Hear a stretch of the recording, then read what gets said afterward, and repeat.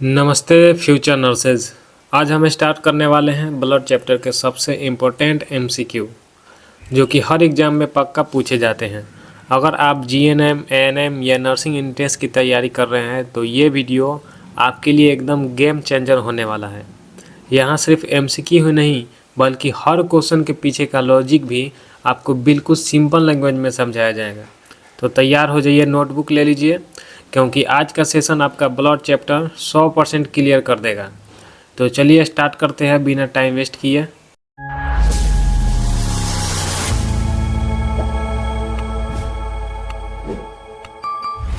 तो पहला हमारा एमसीक्यू है, blood is a type of, यानी रक्त किस प्रकार का उत्तक है।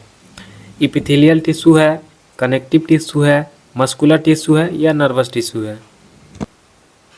तो इसका आंसर बी हो जाएगा, यानी कनेक्टिव टिश्यू। तो दोस्तों ब्लड एक्चुअली एक कनेक्टिव टिश्यू है, मतलब ये सिर्फ सेल का समूह नहीं है बल्कि ये शरीर के अलग अलग हिस्सों तक न्यूट्रिएंट्स, ऑक्सीजन, ये सारी चीज़ें पहुंचाता है। इसमें सेल और प्लाज्मा दोनों होते हैं। तो चलिए एक एग्जांपल से समझते हैं। मान लीजिए कि आपका हाथ कट गया है तो ब्लड क्लॉट बनाता है जिससे इन्फेक्शन नहीं होता है और हीलिंग शुरू हो जाता है। तो समझ गए ना, यही कारण है कि ब्लड जो है वो कनेक्टिव टिश्यू कहलाता है। तो चलिए नेक्स्ट क्वेश्चन देखते हैं। Average blood volume in a healthy adult is, यानी स्वस्थ वयस्क में औसत रक्त मात्रा कितनी होती है। 4 लीटर होती है, 5 लीटर होती है, 6 लीटर होती है या 7 लीटर होती है। तो इसका आंसर हो जाएगा सी, यानी 6 लीटर मिनिमम। तो दोस्तों एक हेल्दी एडल्ट में आमतौर पर लगभग 6 लीटर ब्लड होता है। ध्यान रहे जो मेल होते हैं उनमें थोड़ा ज़्यादा होता है और फीमेल में थोड़ा कम होता है। जनरली जो साइकोलॉजी बुक्स हैं इसमें 5 से 6 लीटर ही लिखा जाता है, लेकिन आपकी जो एग्ज़ाम बुक में है वो 6 लीटर ही मेंशन किया गया है। इसलिए आप लोग एग्ज़ाम पॉइंट को देखते हुए आप लोगों को 6 लीटर ही याद रखना है। थर्ड क्वेश्चन है, ब्लड पीएच इज़ व्हाट, यानी रक्त का जो पीएच है स्तर क्या होता है। 6.8 से 7, यानी 7.35 से 7.45, 7.5 से 7.8 या डी 6.5 से 6.9। तो इसका आंसर बी हो जाएगा 7.35 से 7.45। तो दोस्तों हमारे ब्लड का जो नॉर्मल पीएच है वो लगभग 7.35 से 7.45 होता है, मतलब ये थोड़ा अल्कालाइन यानी क्षारीय होता है। तो ध्यान रखें जो पीएच स्केल होता है वो 0 से 14 तक होता है। तो 7 जो होता है वो न्यूट्रल होता है, समझ गए। तो एग्जाम्पल से समझिए, अगर ब्लड का पीएच 7.0 से नीचे चला जाए तो यह एसिडोसिस यानी अम्लता कहलाता है, और 7.5 से ऊपर हो जाए तो इसे अल्कालोसिस यानी क्षारीयता कहते हैं। इसलिए हमारा जो बॉडी है हमेशा इसे टाइट रेगुलेशन यानी सख्त नियंत्रण में रखता है ताकि जो सेल्स हैं वो ठीक से काम कर सके। नेक्स्ट क्वेश्चन है, main component of blood is what, यानी रक्त का मुख्य घटक क्या है। Option A plasma, option B RBC, option C WBC या डी प्लेटलेट्स। तो इसका आंसर आपका हो जाएगा ए, यानी प्लाज्मा। तो दोस्तों रक्त का सबसे बड़ा और मेन कंपोनेंट होता है वो है प्लाज्मा। ये लगभग ब्लड का 55% हिस्सा होता है और इसमें वाटर यानी पानी, प्रोटीन्स, न्यूट्रिशन, हार्मोन्स और वेस्ट प्रोडक्ट होते हैं। एग्जाम्पल से समझिए, जब आप डिहाइड्रेशन महसूस करते हैं तो आपका प्लाज्मा कम हो जाता है और ब्लड थिक होता है, यानी आपका जो ब्लड होता है वो गाढ़ा हो जाता है। इसलिए प्लाज्मा हमारी बॉडी में न्यूट्रिएंट्स और वेस्ट ट्रांसपोर्ट करने में सबसे इम्पोर्टेंट है, समझ गए। चलिए नेक्स्ट क्वेश्चन देखते हैं। Blood is composed of dash plasma and dash blood cell, यानी रक्त में कितने प्रतिशत प्लाज्मा और कितने प्रतिशत रक्त कोशिकाएं होती हैं। ऑप्शन आपके सामने है, आप देख के कमेंट कीजिए क्या इसका आंसर हो सकता है।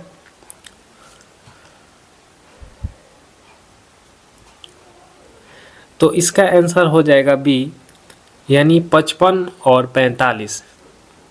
तो दोस्तों हमारे ब्लड का लगभग 55% हिस्सा प्लाज्मा होता है और बाकी 45% ब्लड सेल होता है। प्लाज्मा में जो वाटर, प्रोटीन्स, न्यूट्रिशन और हार्मोन होते हैं, जबकि ब्लड सेल में आरबीसी, डब्ल्यूबीसी और प्लेटलेट्स होते हैं।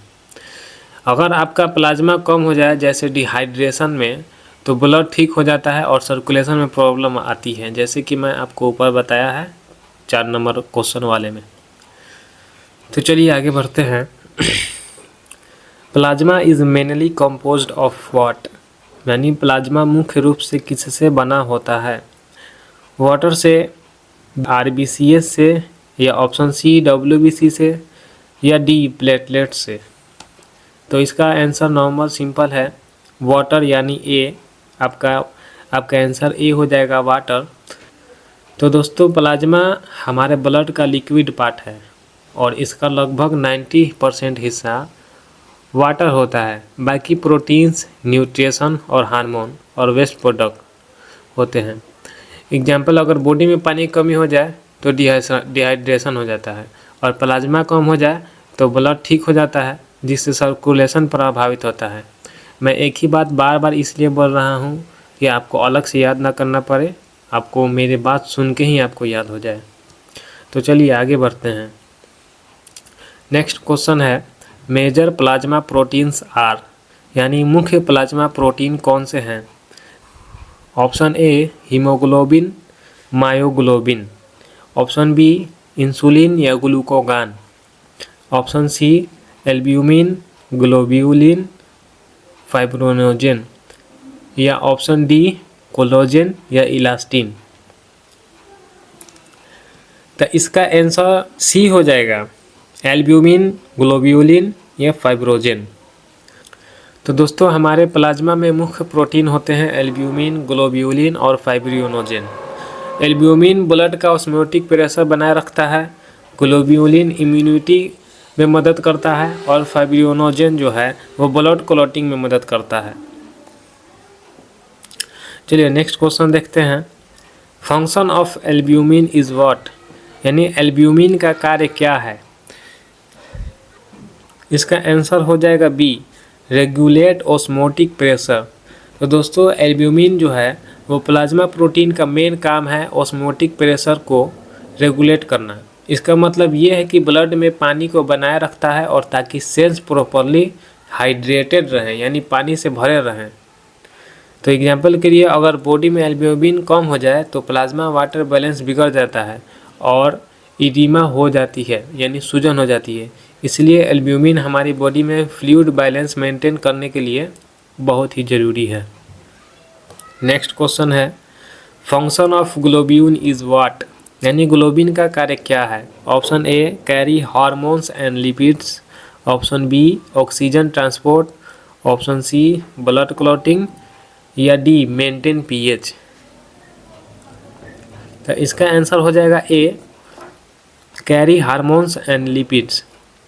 दोस्तों जब ग्लोब्यूल प्लाज्मा प्रोटीन का मेन काम है हार्मोन्स और लिपिड्स को ब्लड में ट्रांसपोर्ट करना, तो इसके अलावा कुछ ग्लोब्यूल्स इम्यूनिटी में भी मदद करते हैं। जैसे जब एंटीबायोटिक्स की ज़रूरत होती है तो ग्लोब्यूल इन्हें डिलीवर करता है और इन्फेक्शन से फाइट करता है। इसलिए ग्लोब्यूल ब्लड ट्रांसपोर्ट और इम्यूनिटी दोनों में महत्वपूर्ण भूमिका निभाता है। नेक्स्ट क्वेश्चन है, function of fibrinogen is what? Option A immunity, option B transport glucose, option C oxygen transport, या ऑप्शन डी ब्लड क्लॉटिंग। इसका आंसर आपका डी हो जाएगा, यानी ब्लड क्लॉटिंग।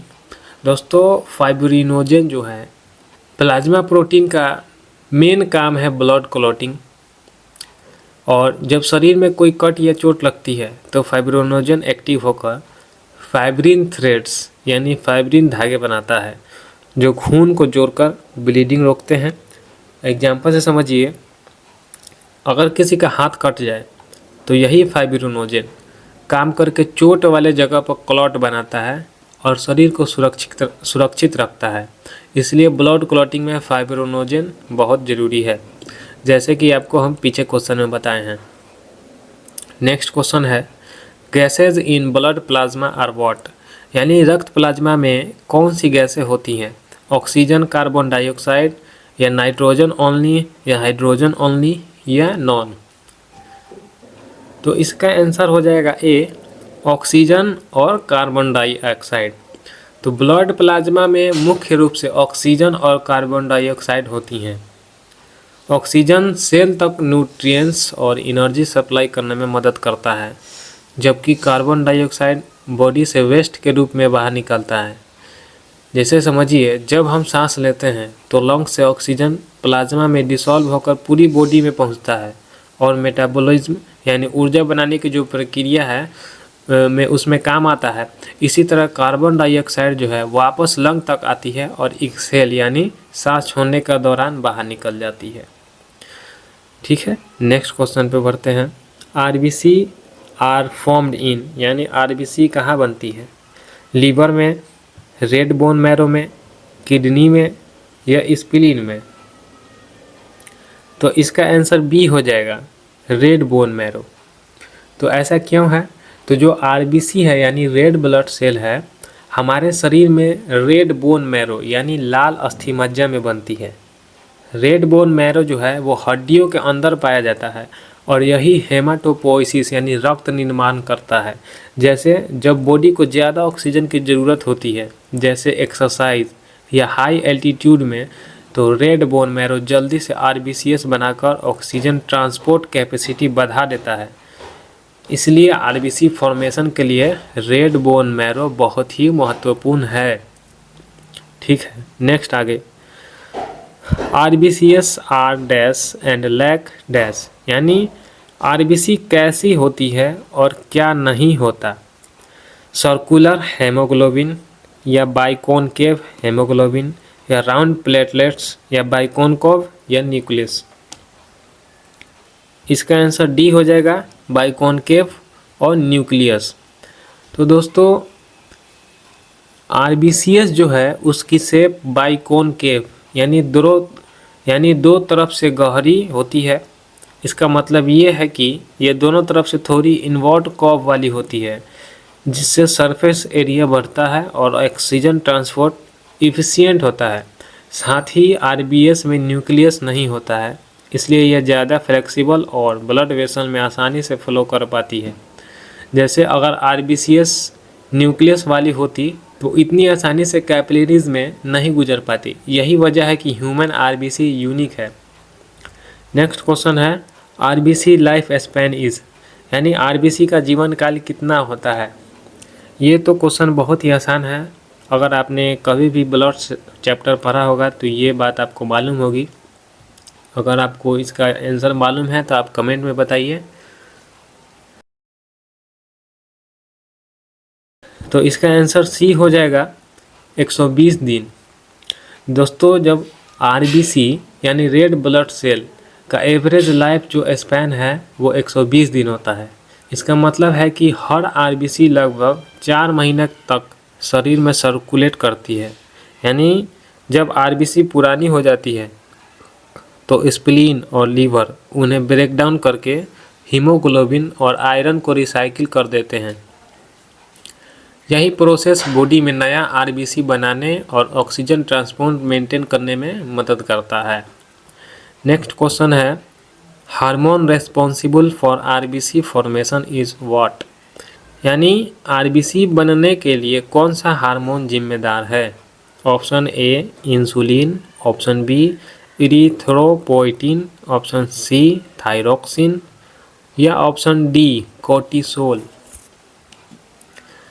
तो इसका आंसर बहुत ही सिंपल है, इसका आंसर बी हो जाएगा इरिथ्रोपोइटिन।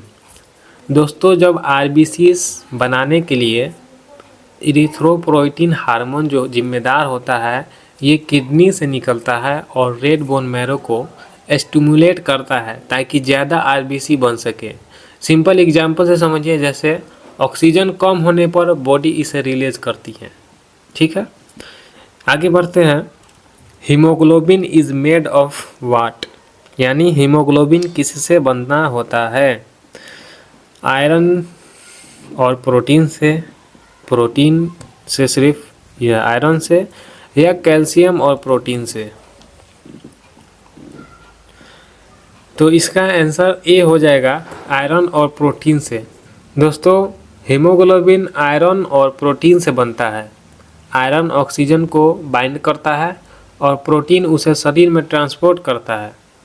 नेक्स्ट क्वेश्चन है, normal HB level in males is, यानी पुरुषों में समान एचबी स्तर क्या होता है, यानी हीमोग्लोबिन स्तर क्या होता है? 14 से 18 ग्राम, या 12 से 16 ग्राम, या 10 से 14 ग्राम, या 16 से 20 ग्राम? तो इसका आंसर हो जाएगा ए, यानी 14 से 18 ग्राम। जो दोस्तों पुरुषों में नॉर्मल हीमोग्लोबिन का लेवल होता है वो 14 से 18 ग्राम होता है, और हीमोग्लोबिन आरबीसीएस में होता है और ऑक्सीजन ट्रांसपोर्ट करने में मदद करता है। अगर हीमोग्लोबिन कम हो जाए तो शरीर में ऑक्सीजन सप्लाई कम हो जाती है और थकान महसूस होता है। चलिए आगे बढ़ते हैं। एनीमा ओकर्स ड्यू टू, एनीमा किस वजह से होती है? हाई WBC से, या हाई प्लेटलेट से, या लो प्लाज्मा से, या लो हीमोग्लोबिन या आरबीसी से? तो इसका आंसर हो जाएगा डी, लो हीमोग्लोबिन या आरबीसी से। तो दोस्तों एनीमा तब होती है जब हीमोग्लोबिन या आरबीसी यानी रेड ब्लड सेल्स कम हो जाती है, तो शरीर में ऑक्सीजन सप्लाई कम हो जाती है, जिससे थकान और कमजोरी महसूस होती है। चलिए आगे बढ़ते हैं। Excess RBCs is called what, यानी आरबीसी अधिक होने पर क्या होता है, उसे क्या कहते हैं? तो option A leukocytosis, option B erythrocytosis, option C thrombocytosis, या ऑप्शन डी एनीमिया? तो इसका आंसर हो जाएगा बी, इरिथ्रोसाइटोसिस। जब शरीर में आरबीसी यानी लाल रक्त कोशिकाएं नॉर्मल से ज़्यादा हो जाती हैं तो इसे इरिथ्रोसाइटोसिस कहते हैं। यह शरीर में ब्लड थिक कर सकता है और सर्कुलेशन को मुश्किल बना सकता है। नेक्स्ट क्वेश्चन है, हेमाटोपोइसिस ऑकर्स इन, यानी हेमाटोपोइसिस किस अंग में होता है? लीवर में होता है, स्प्लीन में होता है, बोन मैरो में होता है, या थाइमस में होता है? तो इसका आंसर हो जाएगा सी, यानी बोन मैरो। हेमाटोपोइसिस जो है मुख्य रूप से बोन मैरो में होता है। यही जगह है जहां आरबीसी, डब्ल्यूबीसी और प्लेटलेट्स बनते हैं ताकि शरीर में ब्लड सेल हमेशा मेंटेन रहे। नेक्स्ट क्वेश्चन है, total blood volume in adults is what, यानी वयस्कों में कुल रक्त मात्रा कितनी होती है? 3 से 4 लीटर, 4 से 5 लीटर, 5 से 6 लीटर, यानी 6 से 7 लीटर? ये क्वेश्चन रिपीट हो गया है, आप लोग कमेंट में बताइए इसका आंसर क्या होगा। RBC carries haemoglobin which transport oxygen to what, यानी आरबीसी में हीमोग्लोबिन होता है जो ऑक्सीजन कहाँ ले जाता है? टिश्यू में ले जाता है, लीवर में ले जाता है, किडनी में ले जाता है, या स्प्लीन में लेके जाता है?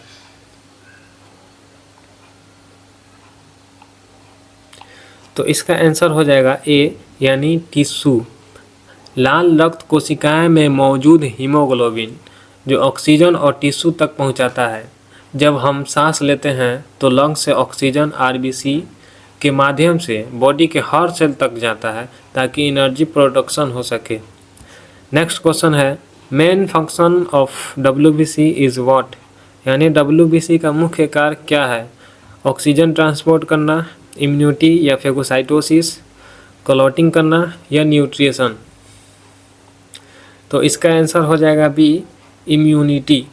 तो दोस्तों डब्ल्यूबीसी जो है वाइट ब्लड सेल, जिसको हम सफ़ेद रक्त कोशिकाएं कहते हैं, का मेन जो काम है इम्यूनिटी यानी रक्त प्रतिरोधक क्षमता, और फेगोसाइटोसिस यानी कीटाणुओं को खाना। तो यही इसका मेन जो काम है, इम्यूनिटी और फेगोसाइटोसिस। जब इसको एग्जाम्पल से समझिए, जब बॉडी में इन्फेक्शन आता है तो WBC तुरंत उसे डिस्ट्रॉय करके शरीर को सुरक्षित रखते हैं। नेक्स्ट क्वेश्चन है WBCS percent in blood is what, यानी रक्त में WBC का प्रतिशत कितना होता है? 1% या 10% या 50% या 45%? तो इसका आंसर भी बहुत सिंपल है, इसका आंसर ए हो जाएगा, यानी 1%। तो दोस्तों जो WBC है वो ब्लड का लगभग 1% हिस्सा होती है। एग्जाम्पल से समझिए, यह बहुत कम होने के बावजूद इम्यूनिटी में बहुत महत्वपूर्ण है क्योंकि ये इन्फेक्शन से फाइट करती है। नेक्स्ट क्वेश्चन है WBC क्लासिफिकेशन इज़ व्हाट, यानी WBC का वर्गीकरण RBC एंड प्लेटलेट्स या ग्रेनुलोसाइट एंड एग्रेनुलोसाइट? तो इसका आंसर हो जाएगा बी, ग्रेनुलोसाइट एंड एग्रेनुलोसाइट। दोस्तों वाइट ब्लड सेल दो मेन टाइप्स में होती है, पहला ग्रेनुलोसाइट और एक ग्रेनुलोसाइट। एग्जाम्पल से इसे समझिए, ग्रेनुलोसाइट इन्फेक्शन फाइट करते हैं और एक ग्रेनुलोसाइट इम्यूनिटी में। ठीक है। नेक्स्ट क्वेश्चन है neutrophils percent in WBC is what, यानी WBC में न्यूट्रोफिल्स का प्रतिशत कितना होता है? 50 से 70%, 30 से 50%, 2 से 4% या 0.4 से 1%? आप लोग बताइए क्या होगा इसका आंसर? तो इसका आंसर हो जाएगा ए, 50 से 70%। न्यूट्रोफिल्स WBC का लगभग 50 से 70% हिस्सा होती है। एग्जाम्पल लीजिए, ये बॉडी में बैक्टीरियल इन्फेक्शन से फाइट करने में सबसे पहले एक्ट करता है, इसलिए इम्यूनिटी में बहुत इम्पोर्टेंट होता है ये। चलिए आगे बढ़ते हैं। T lymphocyte mature in what, T lymphocyte कहाँ पर परिपक्व होता है? बोन मैरो में, थाइमस में, स्प्लीन में या लीवर में? तो आपका आंसर हो जाएगा बी, यानी थाइमस में। टी लिम्फोसाइट थाइमस में मैच्योर होता है। यही सेल बॉडी की इम्यूनिटी में खास भूमिका निभाती है और इन्फेक्टेड सेल को पहचान कर उसे खत्म कर देती है। नेक्स्ट क्वेश्चन है B lymphocyte mature in what? Option A tonsil या पेयर्स पैचेज में, ऑप्शन बी या थाइमस में? तो यहाँ पे आपका आंसर हो जाएगा ए, टॉन्सिल और पेयर्स पैचेज में। तो दोस्तों बी लिम्फोसाइट टॉन्सिल और पेयर्स पैचेज में मैच्योर होती है। एग्जाम्पल में लीजिए ये सेल एंटीबायोटिक्स बनाकर बॉडी की इम्यूनिटी यानी रोग प्रतिरोधक क्षमता में मदद करती है। नेक्स्ट क्वेश्चन है main function of monocyte is what, यानी मोनोसाइट का मुख्य कार्य क्या है? एंटीबॉडी प्रोडक्शन, सेकंड है फेगोसाइटोसिस, थर्ड है क्लॉटिंग या डी ऑक्सीजन ट्रांसपोर्ट? तो इसका आंसर हो जाएगा फेगोसाइटोसिस, यानी ऑप्शन बी। मोनोसाइट का मेन काम फेगोसाइटिस यानी कीटाणुओं को खाना है। जब इन्फेक्शन होता है ये पैथोजेंस को इंगल्फ करके बॉडी को प्रोटेक्ट करते हैं। समझ गए? नेक्स्ट क्वेश्चन है टाइप्स ऑफ लिम्फोसाइट्स और व्हाट, यानी लिम्फोसाइट के कितने प्रकार होते हैं? 1 होते हैं, 2 होते हैं, 3 होते हैं या 4 होते हैं?